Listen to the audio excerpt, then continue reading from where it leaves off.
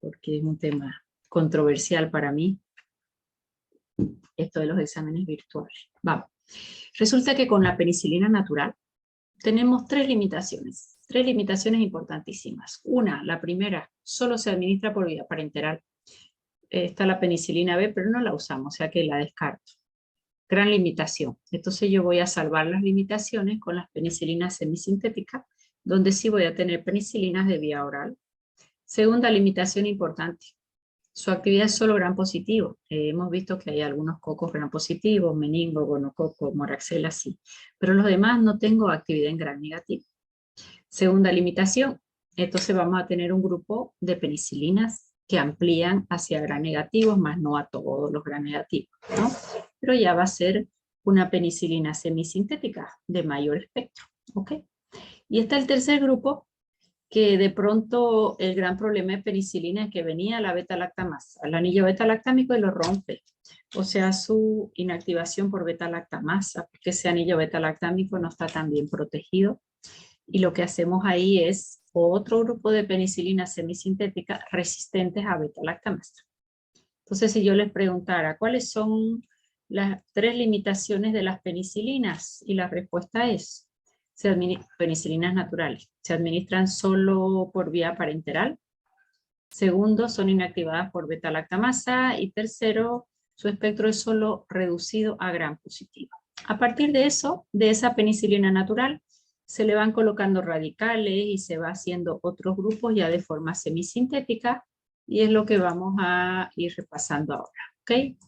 Dentro de estas penicilinas semisintéticas, ¿cuáles son las que amplían a gram negativos? Este es el primer grupo, le llamamos aminopenicilina, y su espectro ya es más amplio a algunos gram negativos, no a todos. Y ahí entra ampicilina, amoxicilina, ¿ok?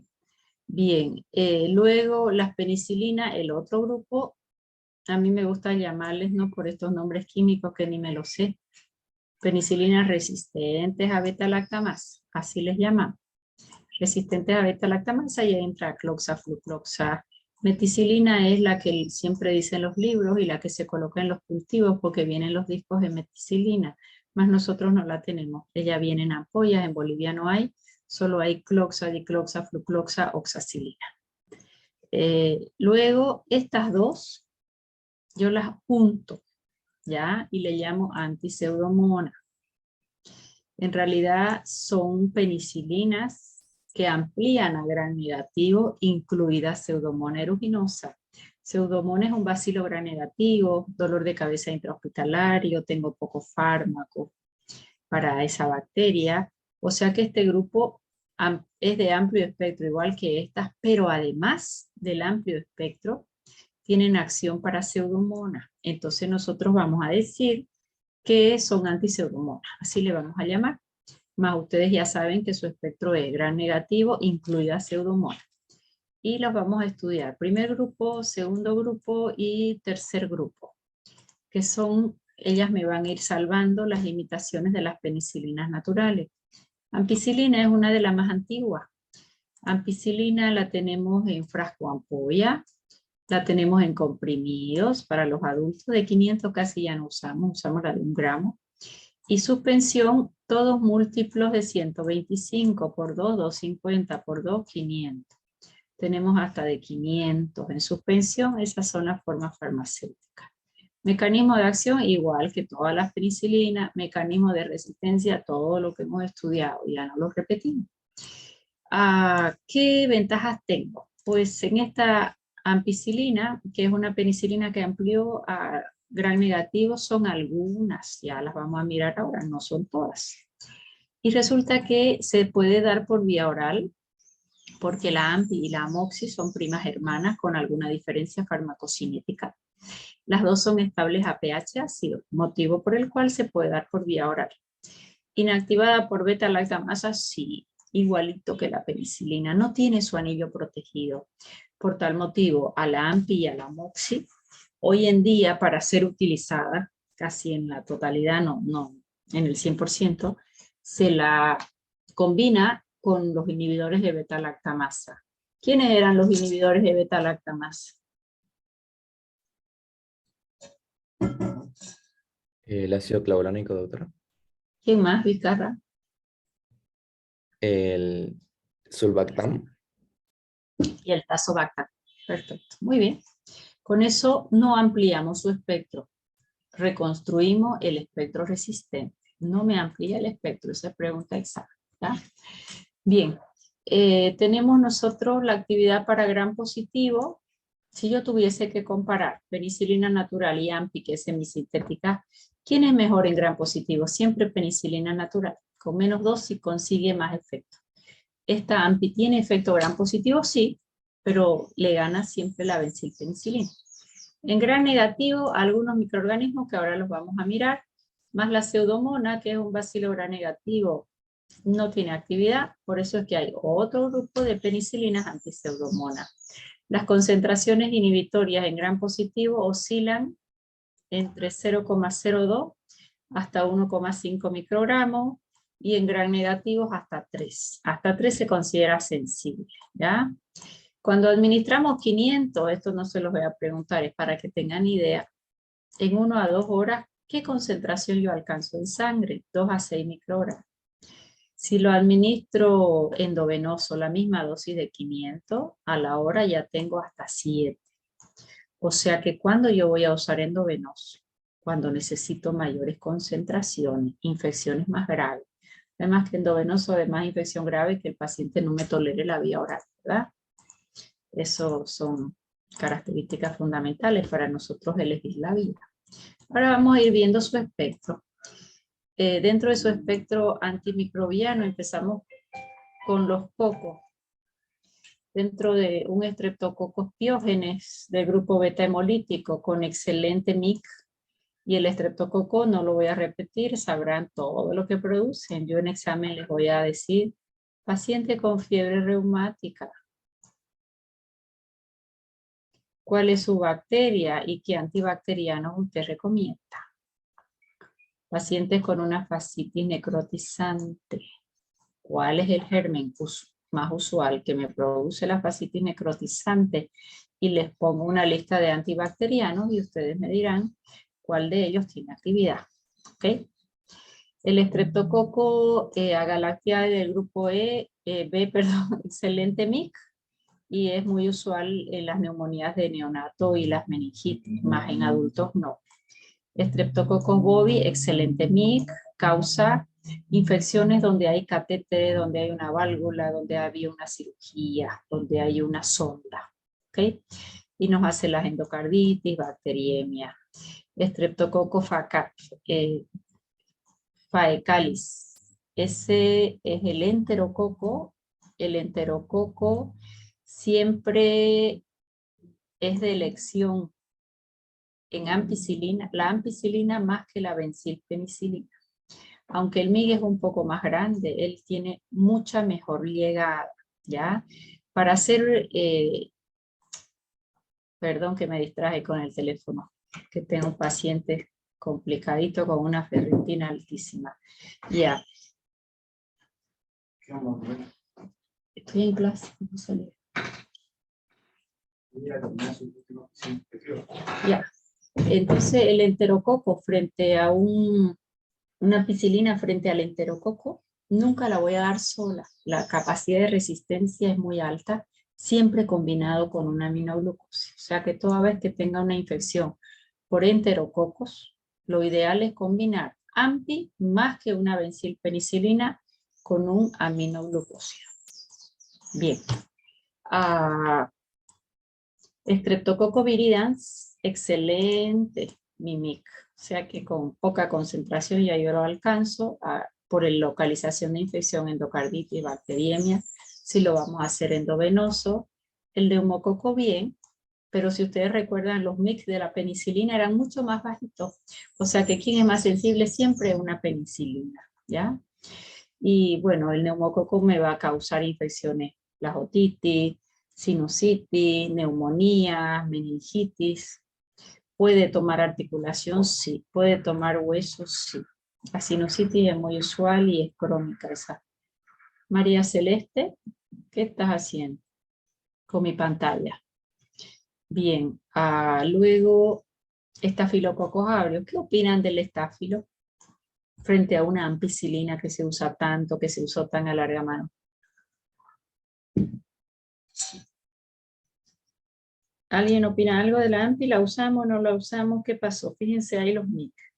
¿Qué riesgo tengo yo de esta ampicilina que era similar al de la PENI? ¿Que ya son resistentes, doctora, a la ampicilina? Hoy en día ni la considero. Ni la considero. Fíjense acá. Su MIC naturalmente, cuando ella recién salió, es bello. 0,06, bajísimo. Y hoy en día nada. Naturalmente resistente. Ni lo contemplo. Acuérdense que la penicilina ni pensaría yo en una penicilina para un estáfilo, tampoco en AMPI. Más pudiera usar yo una AMPI con ácido clavulánico sulbactam. Sí. Recién ahí. Pero hay otro grupo, antes de usar un IBL, probablemente yo use una penicilina semisintética resistente a beta-lactamasa, el grupo de cloxacilina, flucloxacilina, meticilina, oxacilina. Ese sí va a ser de elección, siempre, porque ya su anillo está protegido para que la beta-lactamasa no nos los inactive. En el chat dice, no sé qué, ya. Sí salía tu nombre ahí, María Celeste, no sé qué pasó. Bueno, Neisseria gonorrea, el gonococo son los cocos gram negativos. En las penicilinas naturales sí teníamos actividad, buena actividad, son los únicos gram negativos con actividad. Fíjense la AMPI, excelente, pero claro, me voy a quedar siempre con una penicilina benzatínica a una sola dosis.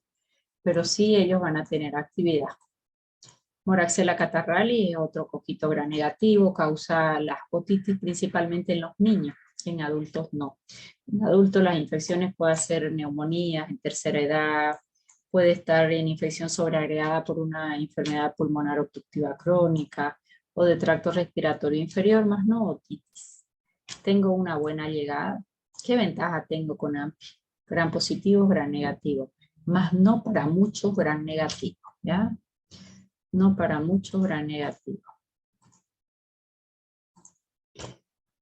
Muy bien, hasta ahí ya tengo cocos gram positivos y cocos gram negativos. Veamos cómo se comportan los bacilos gram positivos. Corynebacterium, un excelente MIC. ¿Qué va a producir el Corynebacterium? Faringitis, neumonía, no es usual. El género Clostridium, en Clostridium tetani tengo actividad, más no para la toxina, ¿no? Lo mismo en Clostridium botulinum hiperfringes, que nos hace la gangrena gaseosa. No tengo actividad en Clostridium difficile. Y acá sí siempre tengo que usar la toxina antitetánica, ¿no? La antitoxina, perdón. Acá necesito un buen, nada, normalmente en un tétanos, en un botulismo, en una gangrena, hacemos la dosis máxima o dosis neurológica. Podemos usar hasta 2 gramos en ampicilina cada 4 horas. Probablemente la PENI sea superior. ¿Ya? Su MIC era muy superior, era 0, algo. O sea que si yo tengo que elegir, ¿cuál voy a elegir? La que tenga sensibilidad con un MIC mucho menor. La listeria monocitógenes que causa en los recién nacidos y prematuritos, en los neonatos, meningitis, bacteriemia, excelente actividad. En listeria probablemente sea el fármaco de elección.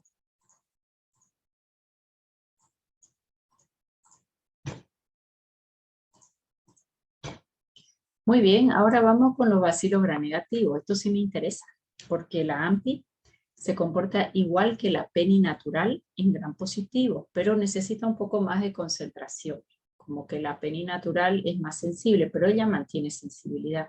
Pero ¿qué diferencia tengo? Que amplía para algunos gérmenes bacilos gram negativos. ¿Y de quién estoy hablando? Estoy hablando de Escherichia coli. Fíjense el MIG es aceptable, pero yo necesito dosis altas. Más que ventaja tengo, que él se acumula un poco en vía urinaria, que es donde está la infección urinaria por E. coli, y alcanza una concentración más alta que sistémica. O sea que por eso es que pudiéramos usar anti o amoxi en infecciones de vías urinarias. ¿Ya? Para la Klebsiella, naturalmente resistente, no me sirve en Klebsiella pneumoniae. descartado. Enterobacter, otro dolor de cabeza intrahospitalario, no me sirve una ampicilina. Fíjense que solo mirando los MIC que los tienen en sus tablitas, en ese librito que se publicó, ya ustedes mirando el MIC rápidamente van relacionando hasta aprenderlos bien. Serratia, nada, no me sirve, ni un poquito me sirve. Proteus mirabilis es agente etiológico de infección urinaria, o sea que acá tengo uno para infección urinaria y otro para infección urinaria de los más frecuentes. Escherichia coli en infección urinaria siempre es la más usual, se lleva la flor, les digo yo, en infección urinaria, de ahí le sigue la Klebsiella, que no tengo actividad, o sea que quedaría descubierta. Tengo Proteus mirabilis, que sí tengo actividad, pero a dosis no tan bajas, ¿ok? Proteus vulgaris no me sirve. Salmonella, antes se usaba mucho, es más, cuando una embarazada hace salmonella se usa anti, dosis alta. A veces les hace un poquito de hepatotoxicidad, pero dentro de lo que hay para una salmonella es lo menos tóxico en embarazo. ¿Pero qué se vio? ¿Qué yo puedo pensar si veo este MIC de 1 o mayor de 128? ¿Cómo yo lo interpreto?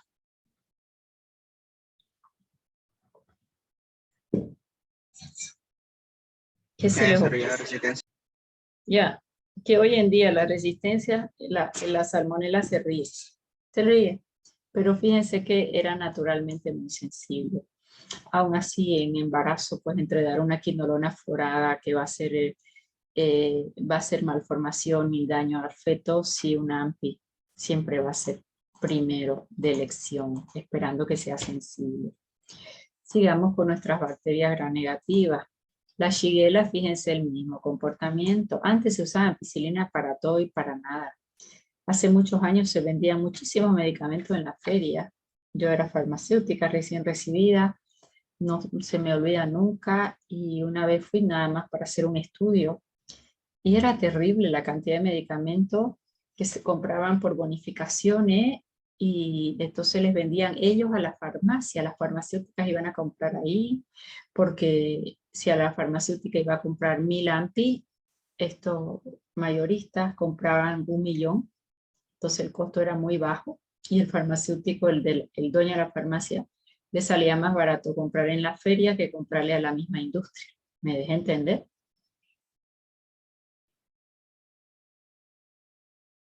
¿Se entendió lo que dije? No. ¿Por qué les digo esto? ¿Saben por qué les digo esto? Porque las condiciones en que va a estar el fármaco ahí guardado en aquella época exactamente hoy, no sé si eso se mantiene o no. No lo sé. Mentiría si les afirmo algo. Lo que yo vi sí se los cuento, fue hace muchos años. ¿Y qué condiciones de calor, de humedad, que tanto en un laboratorio te piden que tengas tu termómetro y controles y que no apagues el aire? Ya, por un lado, pero lo que a mí más me llamó la atención, que no me voy a olvidar nunca, fue un paciente que va y le dice a la casera que le dolía mucho el estómago y tenía diarrea. Entonces le da ampicilina. ¿Cómo la voy a tomar? Y le da 2. Tómate una ahora y la otra más tarde. ¿Qué significa uno ahora y la otra más tarde? ¿Será un tratamiento completo? No. Eso va a inducir una resistencia terrible. No sabíamos si la diarrea era o no bacteriana.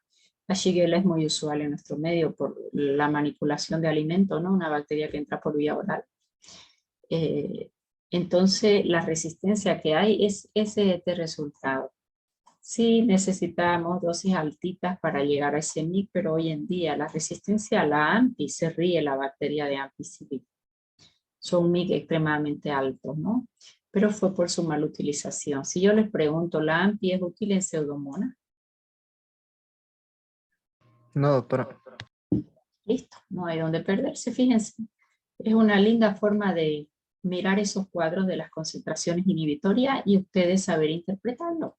Entonces ya no necesito tanta memoria. Acinetobacter, ni en esta vida ni en la otra. Bacteroides fragilis. ¿Quién sabe qué característica tiene el bacteroide fragilis y qué localización de infección?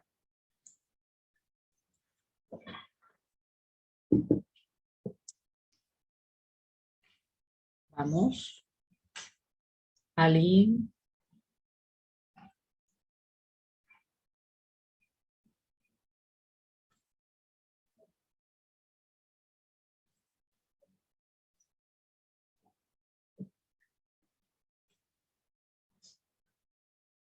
Hola. Doctora, ¿qué es un anaerobio? Es un anaerobio, José. Y este anaerobio, tengo pocos fármacos, ¿te acuerdas? Yo nombré 2 fármacos para anaerobio. Y la pregunta es, ¿qué localización de infección? El bacteroide frágil siempre tienes que tomar en cuenta.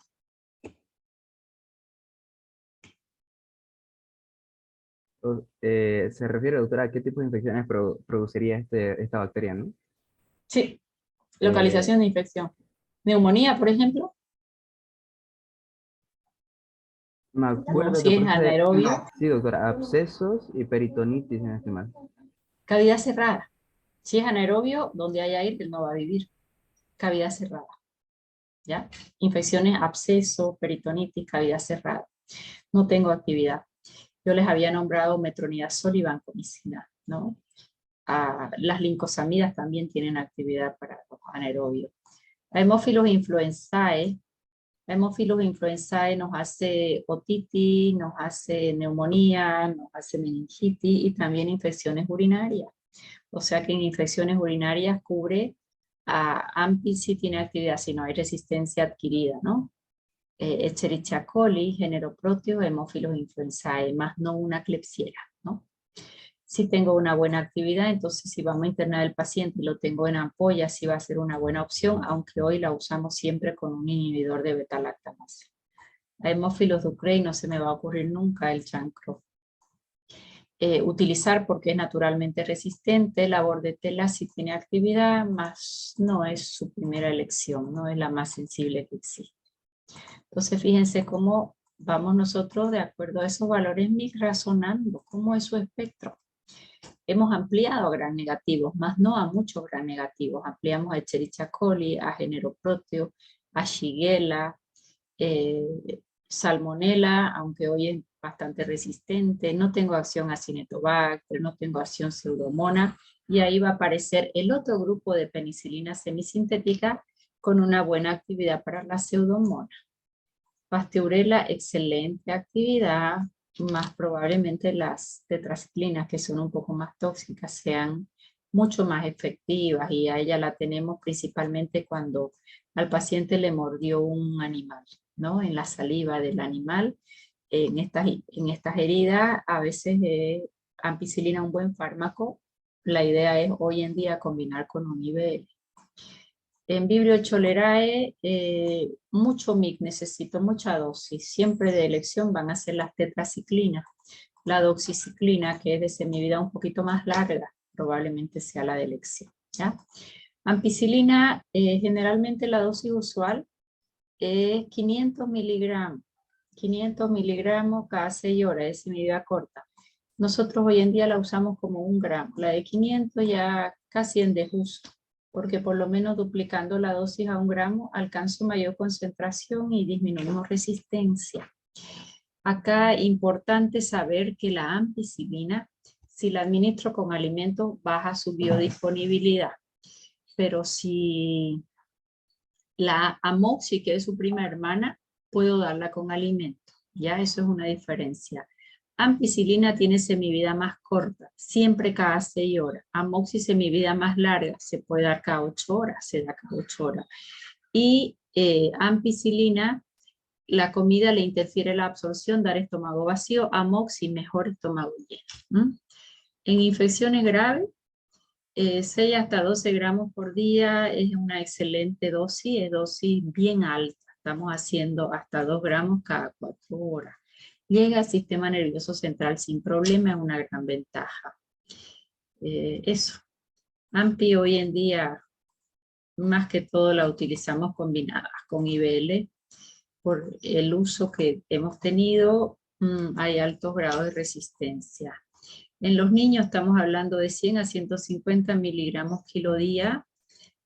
Lo hacemos siempre en 4 dosis. Para que AMPI sea efectiva, no tiene efecto postantibiótico, entonces tiene que mantener sus intervalos de administración, que son de 6 horas. Amoxi de 8 horas. Siempre se las digo las dos porque son primas hermanas y todo el mundo las estudia igual y no son iguales.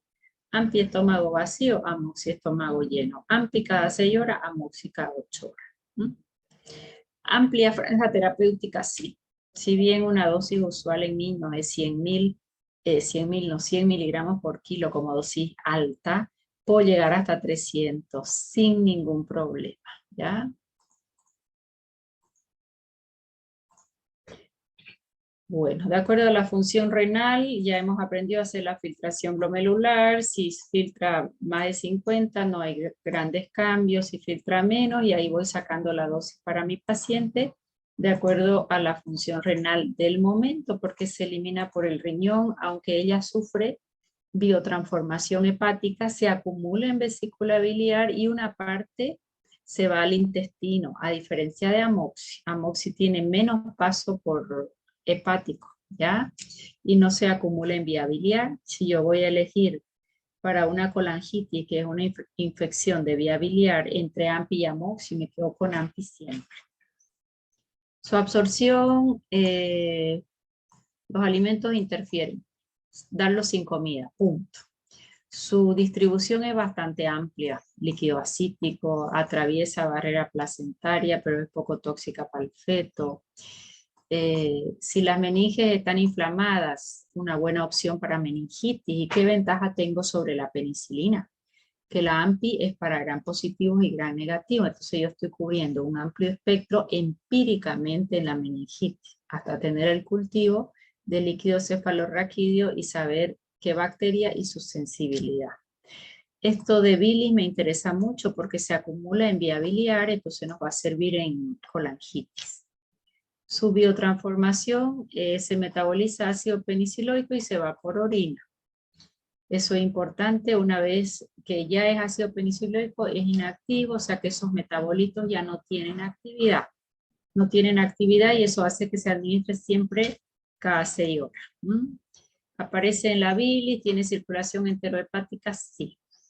Acá acuérdense, si se va a la segunda o tercera porción del duodeno y es un antibacteriano, si la paciente tomaba anticonceptivo, barro la flora. Ya no hay quien desconjugue el anticonceptivo y su nivel plasmático del anticonceptivo puede bajarse. Al bajarse hay riesgo de un embarazo, ¿no? Entonces yo les decía en la anterior clase, todo paciente con uso antibacteriano, principalmente que se eliminan por vía biliar y de amplio espectro, no cortar el antibiótico, pero sugerir el uso de preservativo hasta terminar el ciclo, tanto de antibióticos como de anticonceptivos. La eliminación, a diferencia de la penicilina se lleva el 90%, la natural, por secreción tubular, 10% por filtración. Acá solo una parte es por secreción, y casi por filtración y por ese. Por ese se va una importante cantidad, por eso va a ser útil en las colangitis o infecciones de vía biliar. Su semivida es bastante corta, siempre respete cada 6 horas. En los muy pequeños o en tercera edad puedes darlo cada 8 horas porque ellos probablemente ya tienen su sistema renal o biliar un poquito más deteriorado. En los efectos adversos mismo de las penicilinas, ya la hipersensibilidad o alergia es un problema. Aquí empiezan a haber ya un poquito más de reacciones adversas porque ella se biotransforma, sufre un ciclo enterohepático y se ha visto un exantema que muchas veces no es una reacción de hipersensibilidad, ¿ya? Si ese exantema es urticarizante, si hablamos de una reacción tipo 1, puede haber un exantema maculopapuloso, incluso después de 7 días de iniciar el tratamiento, como que va a ser de una aparición más lenta. Damos por vía oral, barro la flora de intestino, al dar por vía oral y barrer la flora de intestino, puede dar diarrea. Y cuando da diarrea y barro la flora, ¿quién aparece? Clostridium difficile para darme una colitis pseudomembranosa. Gran problema del uso de antibacterianos de amplio espectro, principalmente no único en vía oral, ¿no? Y como doy por vía oral, ya estas reacciones gastrointestinales empiezan a aparecer, a diferencia de la peninatural. Muy bien, esta erupción, nada, ya, esto es un poco difícil diferenciar. Cuando hay una reacción con AMPI, a veces no es alergia, Normalmente todo el mundo la trata como alergia y ya no la utilizan, pero es muy difícil saber separarlas, ahí hay que hacer estudios muy específicos, entonces lo ideal nomás va a ser no utilizarla, ¿no? Pero muchas veces hay ese tipo de reacciones que no necesariamente son de alergia. Pero si aparecen exantemas, rápidamente interrumpir, ¿no? Interrumpimos la medicación. Efectos, interacciones mismos casi que con las penicilinas naturales, nunca combinar con un bacteriostático. Aquí se ha visto alopurinol es un úrico-súrico para eliminar ácido úrico, aumenta frecuencia de exantemas sin ser alergia. Pero bueno, eso ya es inusual, que tome justo ampicilina y que esté en tratamiento con alopurinol. De anticonceptivos orales, ya lo hemos visto en penicilina, lo hemos visto de forma general, se mantiene con aminoglucósidos también, ya lo vimos.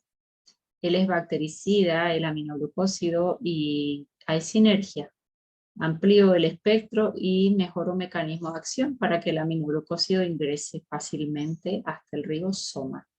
Estos son bacteriostáticos, entonces hay antagonismo natural. ¿Quién nos ayuda siempre con penicilina y cefalosporina? Inhibidores de beta-lactamasa, que también se los he mencionado ya muchas veces. En embarazo clase B, ¿es bueno o no es bueno clase B? ¿Usarían o no usarían? Tengo a alguien en la clase. Sí, doctora, se usarían. ¿Por qué, Daniel? ¿Qué te acuerdas de los fármacos clase B? Porque no produce riesgo a los humanos, pero no hay ensayos clínicos. Lo que se ha usado se ha visto, ¿verdad? En animales sí no produce efecto adverso, en mujeres no hay ensayos clínicos, pero sí hay casos y aparentemente no tenemos efecto importante. En la lactancia sí se puede usar, se excreta por leche materna, a veces hay un poquito de diarrea en el lactante, y a veces la mamá recibe y ya el lactante se puede sensibilizar, es lo que yo les decía. No, nunca le coloqué ningún antibiótico a mi hijo, pero la mamá tomó, más si fue cesárea, a veces les dejan con Ampi o Amoxi, que son los menos tóxicos, por unos 5 a 7 días para evitar una infección. Ya es tratamiento, no profilaxis, pero acá lo usan como profilaxis, ¿ya? En el lactante sí puede haber erupción, diarrea, sí, con todo derecho, pero no son efectos adversos altos, ¿no? Acá está cómo administrarlo nada más, no se recomienda intramuscular, endovenoso directo a mí no me encanta, sí me gusta diluido, en un microgotero en 100 ml voy a disminuir todos los efectos adversos de administración. Si ya la reconstituí que viene frasco ampolla me dura 1 hora, si ya la diluí, depende de la concentración, puede durar entre 2 a 8 horas, y si lo guardo en la heladera, hasta 3 días. Eso principalmente en neonatología, donde usamos muy poquita dosis, ¿verdad? Y para no hacer comprar a los padres, a veces no hay recursos, entonces vemos su estabilidad para poder guardarla. Siempre protegida de la luz y evitar su congelamiento, eso es importantísimo. Bueno, no mezclar con otros betalactámicos porque fármacos con mismo mecanismo de acción generalmente se inactivan también. Soluciones glucosadas, nada. Use suero fisiológico. Gluconato de calcio es incompatible, nunca se debe mezclar, eso principalmente para enfermería, ¿no? Muy bien. Quedan 3 minutos, aquí me falta todavía Amoxi, me faltan las resistentes a beta-lactamasa y antiseumona, ticarcilina, carbenicilina, que solo las vamos a mencionar, pues no las tenemos. Eso lo terminaríamos el día lunes los espero a las 14 horas, ya, el que no puede estar porque no era su hora de clase, graban la clase. Desde esta semana les doy 3 clases por semana para poder terminar